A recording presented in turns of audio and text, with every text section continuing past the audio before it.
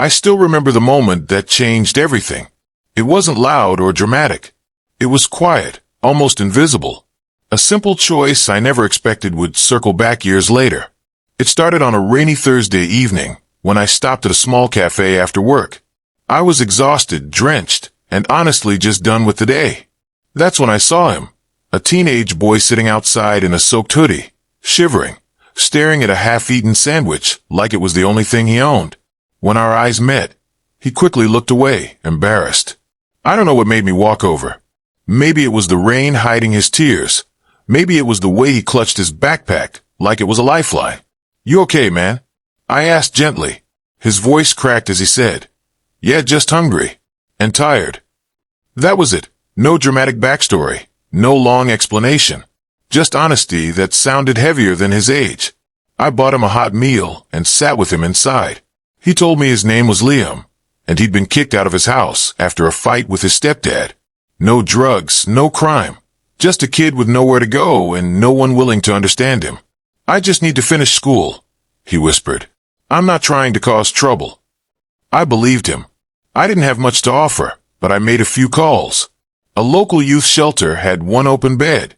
I paid for his taxi, slipped a little money into his hand, and told him, "You're not alone. Just don't give up on yourself." He hugged me with a strength that surprised me. "I won't," he said. "I promise." And that was it. I didn't see him again after that night. Life moved on, bills, deadlines, responsibilities. Sometimes I wondered what happened to him. But the world is big and people drift like leaves in the wind. Fast forward 7 years. I was sitting in a hospital waiting area, trembling.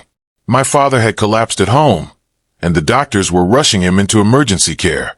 Fear wrapped around my chest like a fist. Every minute felt like an hour. I kept replaying all the things I should have said to him, the apologies I hadn't made, the memories I wasn't ready to lose.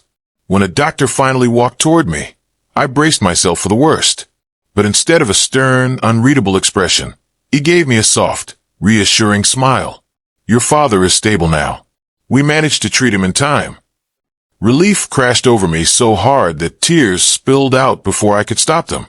Then he said something strange. "You don't remember me, do you?" I blinked at him. "Remember you?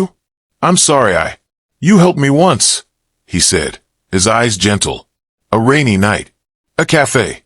You bought me food and found me a place to stay." My breath caught. "Liam," I whispered. He nodded with that same shy smile I'd seen years ago, except now he was wearing a white coat with Dr. Liam Carter stitched on the pocket. I couldn't speak. I couldn't even stand for a second.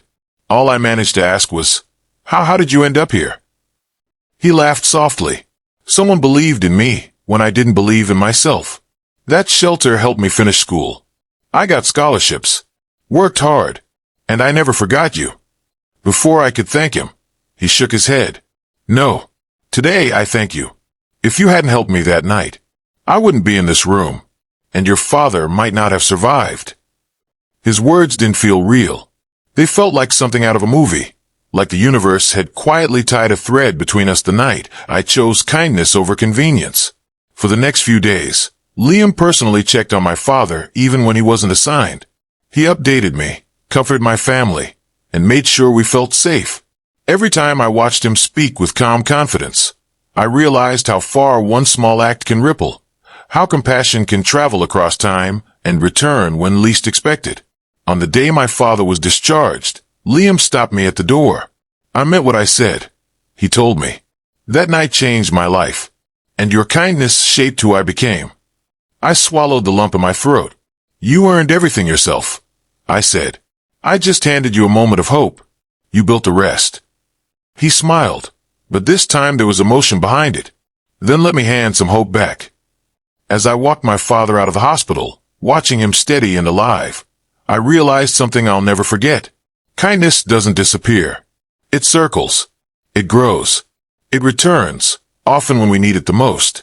And sometimes one small act becomes someone else's entire lifeline.